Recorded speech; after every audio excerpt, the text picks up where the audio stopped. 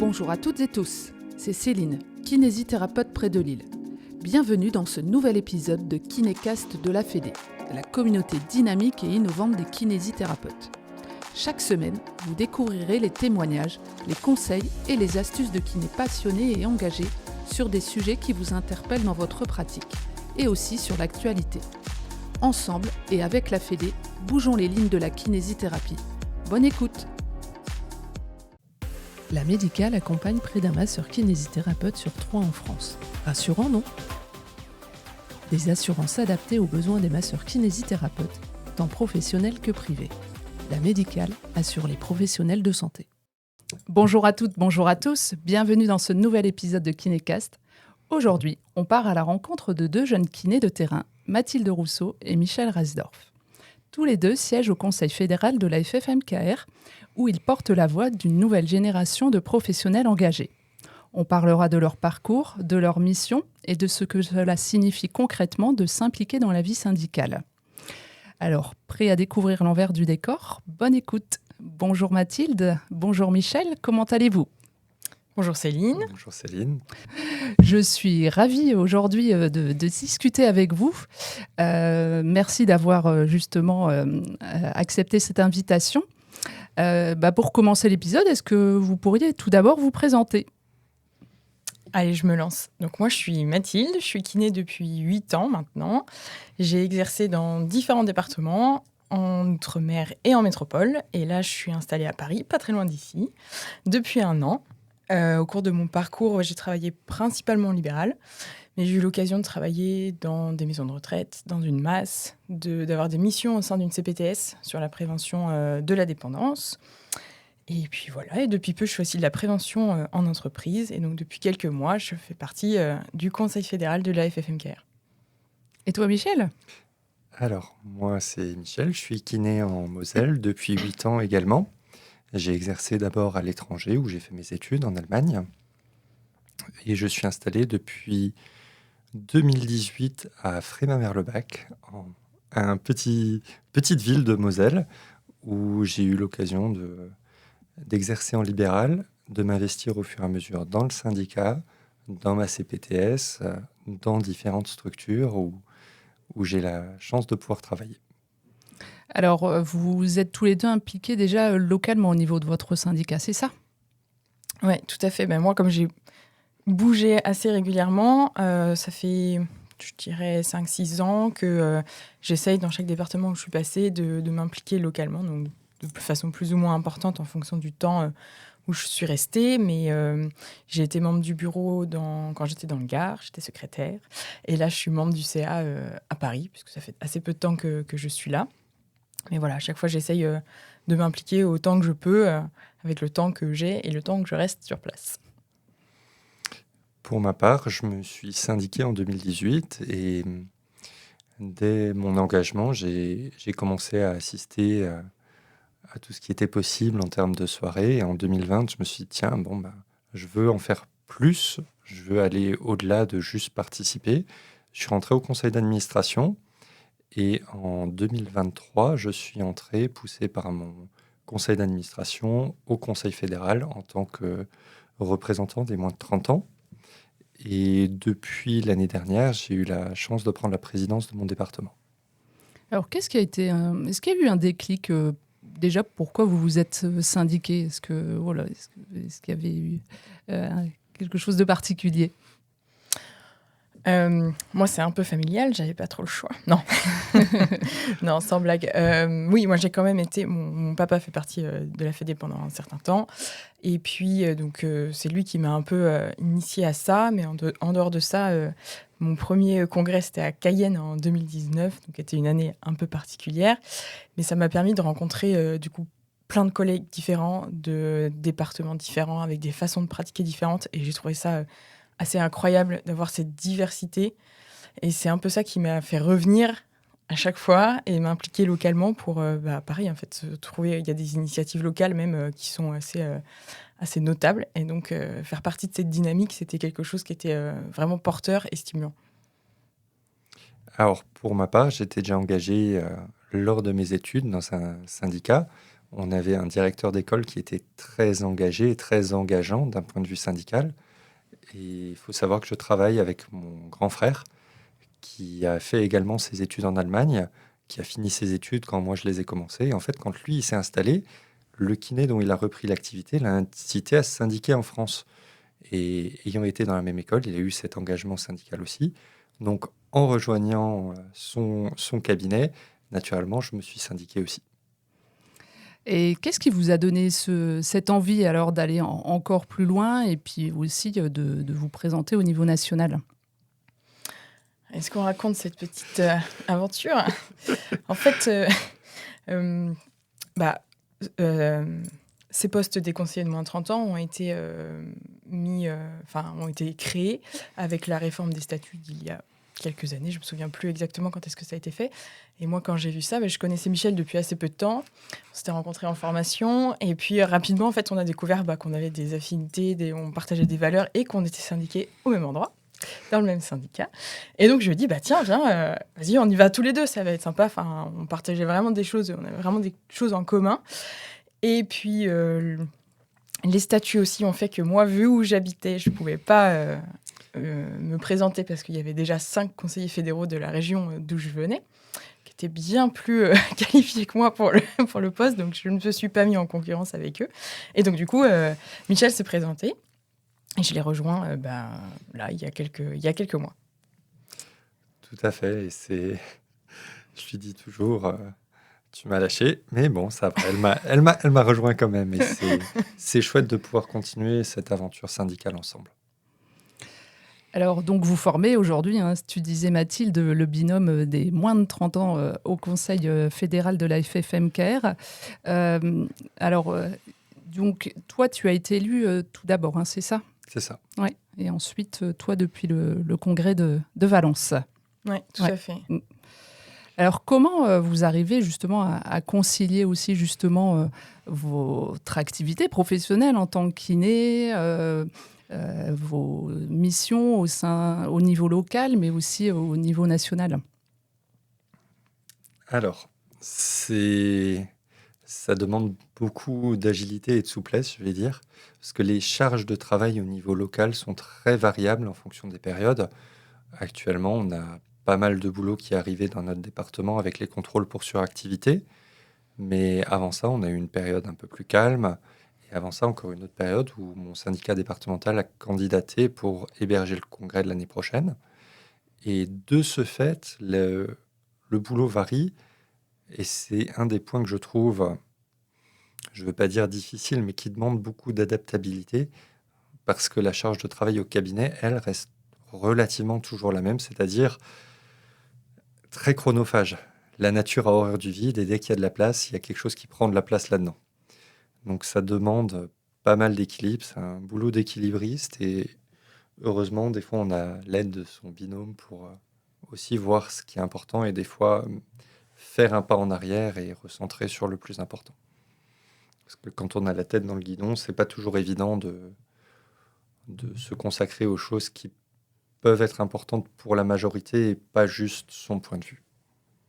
Oui, je te rejoins tout à fait sur ça. C'est assez variable, même au niveau national. Il y a des moments où il ne va pas forcément se passer grand-chose et à d'autres moments, on va avoir plein de tâches à effectuer en un temps relativement court. Donc, il faut être capable de naviguer un peu entre tout ça, entre nos patients, notre vie privée aussi, parce qu'il nous en reste une quand même, et les différentes missions qu'on a au national, en local et dans les autres activités qu'on peut avoir en parallèle.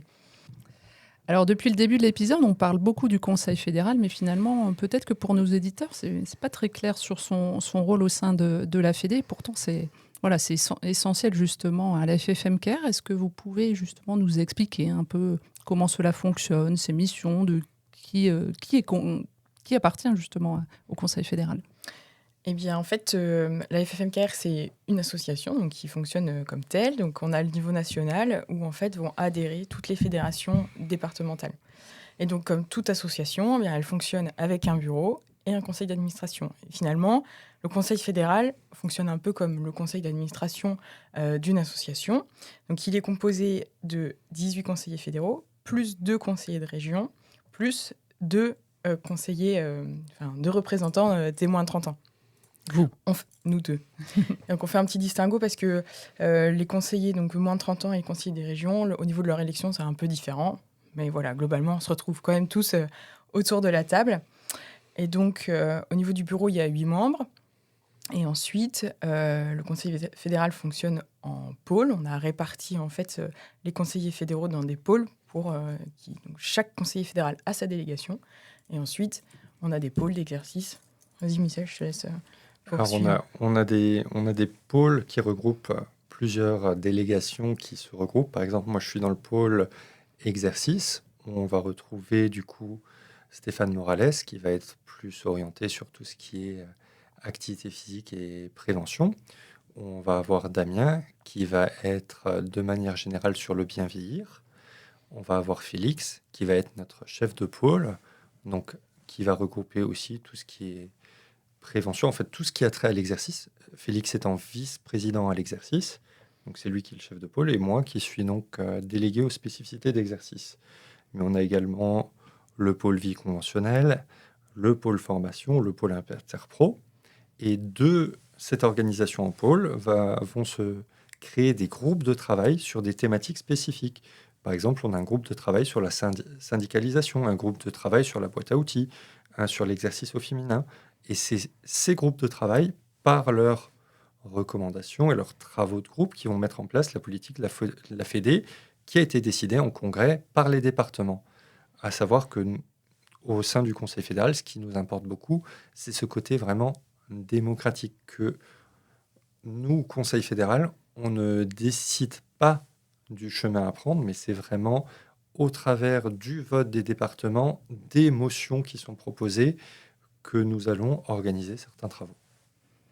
Et donc vous-même, alors, comment vous êtes élu au sein du Conseil fédéral? Eh bien, en fait, de la même façon, on va être, comme l'a précisé Michel tout à l'heure, on est porté par nos départements. En fait, c'est le département dont on est issu qui présente notre candidature. Donc, on remplit un dossier de candidature qui doit être signé par 3 membres du CA de notre département.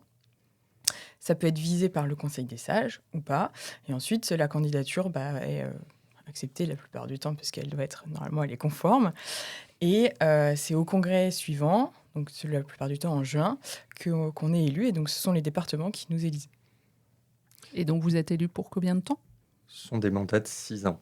À savoir que lors de mon élection en 2023, ça a été un peu particulier, vu qu'il y a eu une démission au complet du Conseil fédéral pour une recomposition, dans le sens où il y a le nombre de conseillers fédéraux qui changeait par le changement de statut. Et de ce fait, comme tout le monde a été élu en même temps et qu'on est sur du renouvellement tous les 6 ans, les personnes les mieux élues ont été élues pour 6 ans, les autres pour 3 ans.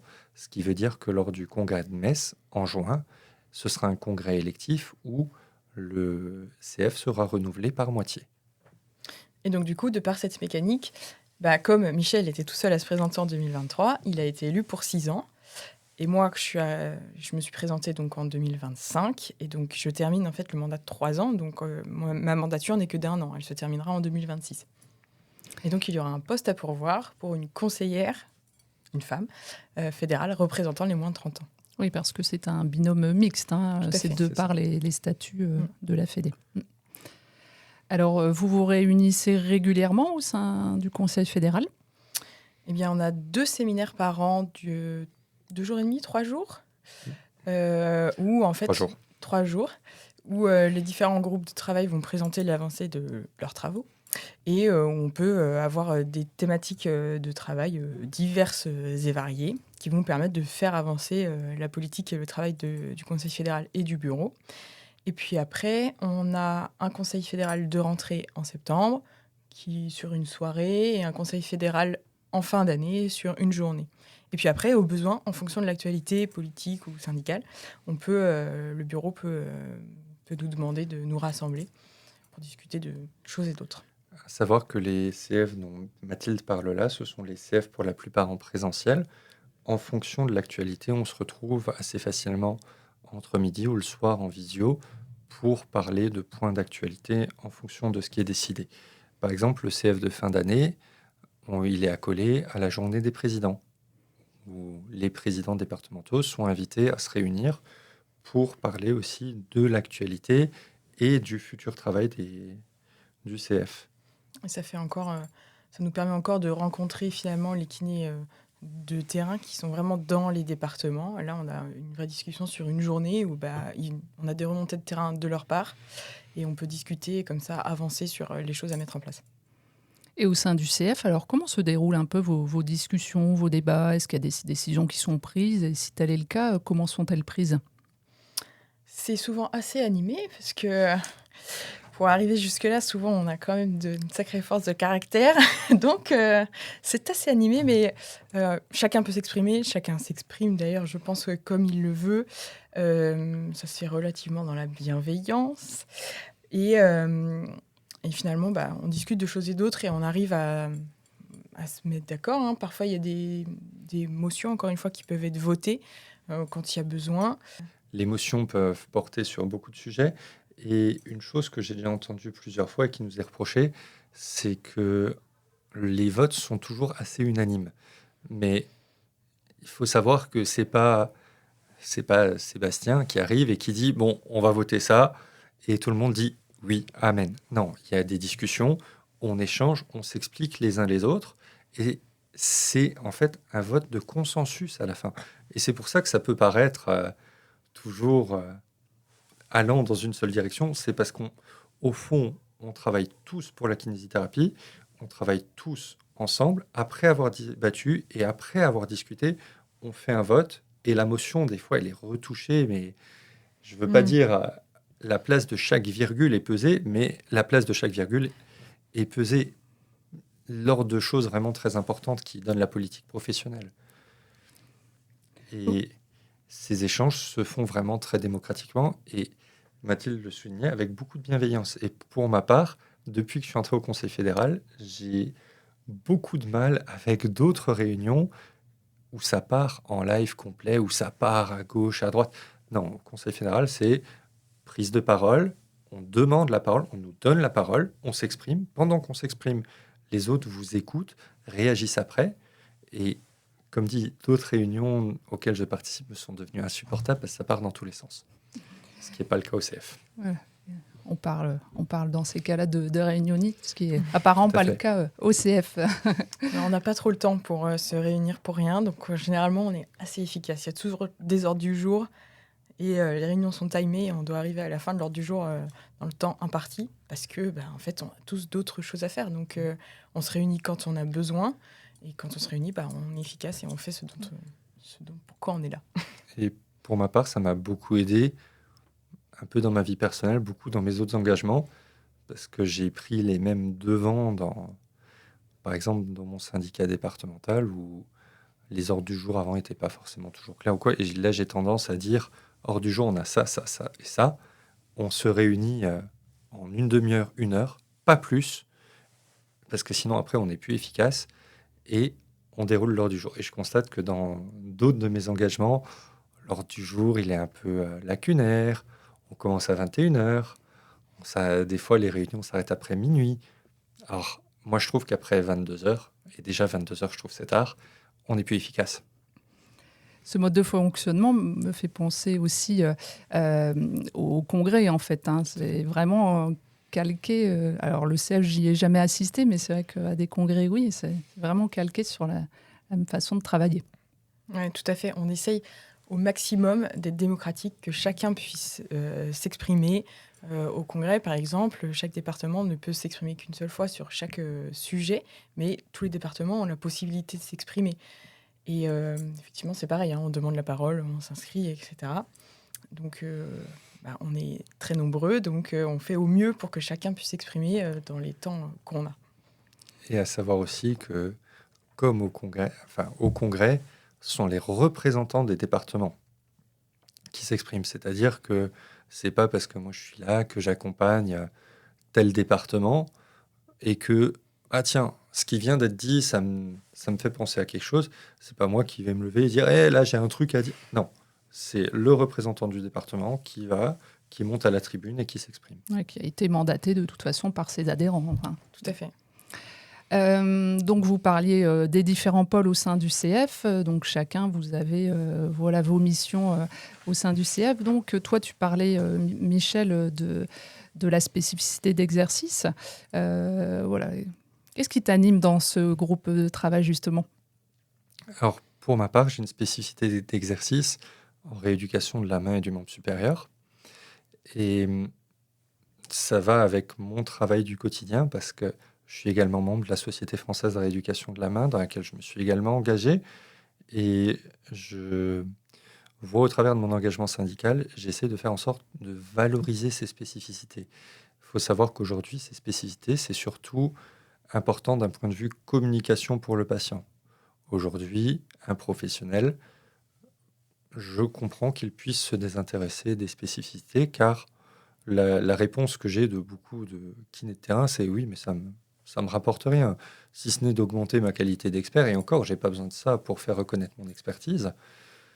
Aujourd'hui, que m'apportent les spécificités? Et le travail de ma délégation, c'est vraiment de faire avancer ce point de vue-là. Donc, actuellement, il y a le travail au niveau du CMK pour définir le cadre des spécificités, où il y a où chaque société savante, avec lesquelles on est en communication également, nous travaille sur ce cadre.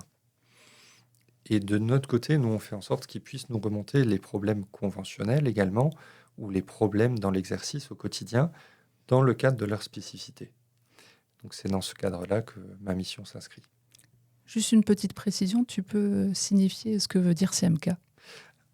Donc c'est le CMK, excusez-moi. C'est vrai qu'à force, on en devient accro aux acronymes. C'est le collège de la massokinésithérapie, c'est le collège professionnel de notre profession. Merci. Alors toi, Mathilde, tu réfléchis beaucoup, hein, tu en as souvent parlé là, dans cet échange de la relation entre voilà, le local, les kinés de terrain et aussi le bureau national. Donc tu es dans cette réflexion, je pense. Oui, tout à fait. C'est encore en réflexion. Ça a été soumis au bureau. Donc j'attends leur réponse. Comme je suis là finalement pour 1 an, j'avais plein d'autres idées sur des sujets un peu plus politique ou plus proche de la profession. Et finalement, ce dont je me rends compte depuis juin, là, c'est qu'il y a en fait un monde entre le kiné de terrain qui est dans son cabinet et le Conseil fédéral, finalement, où on réfléchit à des sujets actuels, mais aussi on réfléchit à ce qui va se passer dans 10, 15, 20 ans, comment ça va évoluer. Et donc ce fossé-là, il existe aussi d'ailleurs donc avec le kiné de terrain qui est adhérent ou pas, mais aussi avec les membres des CA dans les départements et parfois même avec les membres des bureaux. Et donc, je pense qu'il est hyper important de faire le pont entre cette politique nationale et ces engagements locaux qui prennent beaucoup de temps, qui sont bénévoles aussi. Et en fait, si on leur donne pas des billes pour avancer, si on les aide pas, on va avoir une crise des vocations assez prochaine. Et donc, notre système sera un peu mis à mal. Donc, je pense qu'il faut vraiment avoir une espèce de courroie là, entre cette politique nationale et ces engagements locaux, encore une fois. Alors, avant de vous quitter, je voudrais vous poser quelques petites questions assez rapides. Est-ce que vous pourriez nous expliquer un petit peu quelle qualité il faudrait pour s'engager au niveau syndical? Alors, Vas-y. moi, je dirais qu'une qualité qu'il faut absolument travailler pour s'engager au niveau syndical, ça va paraître bête, mais c'est l'engagement, l'envie de faire plus. Et pour toi, Mathilde? Ouais, moi, je dirais que c'est le partage, en fait. Il faut être capable et avoir envie de discuter avec les autres, de partager et de se nourrir de l'expérience de l'autre pour avancer. Et de faire évoluer son point de vue. Tout à fait. Alors justement, sur l'évolution, qu'est-ce qu'on développe justement en s'engageant? Alors moi, j'avais noté en rigolant la résistance aux petites nuits, ce qui n'est pas complètement faux, puisque on reste kiné, hein, donc on connaît notre appétence à sortir la nuit et à discuter De tard longues le heures. soir, très souvent d'ailleurs de travail. Mais je pense plus sérieusement qu'on développe une certaine humilité, je crois, hein, parce que oui, on fait tous plein de choses, mais notre voisin, il en fait aussi plein, et c'est en confrontant tout ça qu'on avance. Moi, je dirais le travail en équipe, parce que pour ma part, j'ai plutôt toujours été du genre à bosser tout seul. Et là, travailler en équipe pour faire avancer le tout, c'est quelque chose que je travaille au quotidien avec la Fédé. Et pour rebondir sur ce que tu Sur les disais, petites nuits, c'est ça? la résistance aux petites nuits, certes, dormir utile. Optimiser ses heures. Et je me permets de rebondir sur ce que tu as dit sur le travail en équipe. Bah, finalement, nous, à la Fédé, on porte aussi le fait que le kiné, il n'est pas tout seul, il est au centre d'un système de santé ou d'un système de soins quand il est auprès de son patient, où finalement, c'est le fait de travailler avec les autres professionnels de santé qui fait que on avance et qu'on est plus efficient. Alors, vous disiez en début d'épisode que vous avez assisté à la même formation. Est-ce que justement, il y a une formation, une personne qui vous a marqué là, dans ce début de jeune carrière que vous avez? Oui, on s'est rencontrés sur une formation d'entretien motivationnel. On a fait nos 2 niveaux ensemble. Moi, ça a vraiment changé ma façon de pratiquer la relation que j'ai avec mes patients. Le fait de le remettre vraiment au centre et d'avoir une relation le plus possible horizontale, où on confronte finalement notre expertise de kiné et son expertise à lui de sa propre vie et de sa pathologie. Donc c'est là qu'on s'est rencontrés. Et moi, c'est vrai que tu as été une rencontre assez marquante dans ma vie de kiné, dans ma vie tout court d'ailleurs. Je peux que partager ce constat et je suis extrêmement reconnaissant envers Guillaume Deville qui m'a incité à aller vers l'entretien motivationnel parce que cette formation a changé ma vie. Déjà, par la manière de communiquer, c'est un point que j'ai toujours essayé de travailler dans ma pratique. Je me suis formé par exemple à l'hypnose aussi, mais vraiment, l'entretien motivationnel a changé ma façon de communiquer et pas que professionnellement. Dans ma vie privée aussi, ça m'a apporté beaucoup. Et cette formation a aussi changé ma vie parce que j'ai rencontré Mathilde et qu'elle a transformé mon engagement syndical. Je ne sais pas si sans elle, je me serais engagé au niveau national. Et vraiment, j'en suis extrêmement reconnaissant. Parce que certes, c'est beaucoup de travail, mais c'est très gratifiant d'un point de vue personnel, d'un point de vue professionnel. Ça permet de développer plein de nouvelles choses et d'avoir plein de nouveaux stimuli. Et ça, je suis reconnaissant à chaque personne avec qui je travaille ici et qui me permet d'avancer plus au quotidien. Et quel est le plus gros cliché que vous souhaiteriez casser, que certaines personnes peuvent avoir à propos de la Fédé? On entend souvent, quand on laisse traîner nos petites oreilles, que la Fédé, c'est plutôt c'est le plus vieux syndicat. Et donc, on défend plutôt les vieilles pratiques de kinésithérapie, si on peut le dire comme ça, plutôt dans le fait que ça fait un moment qu'elles existent.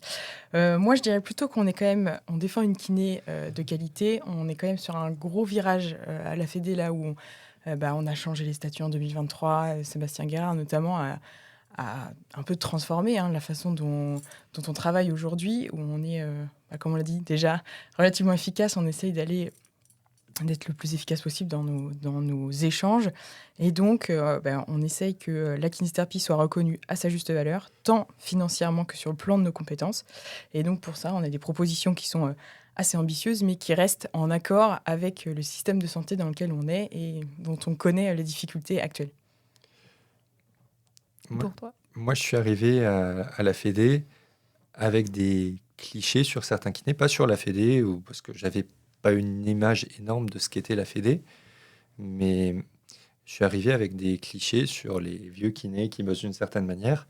Et en fait, grâce à l'humilité et au retour de terrain, je me suis rendu compte et je suis devenu beaucoup moins critique et beaucoup plus ouvert de manière générale pour comprendre la manière dont les gens travaillent.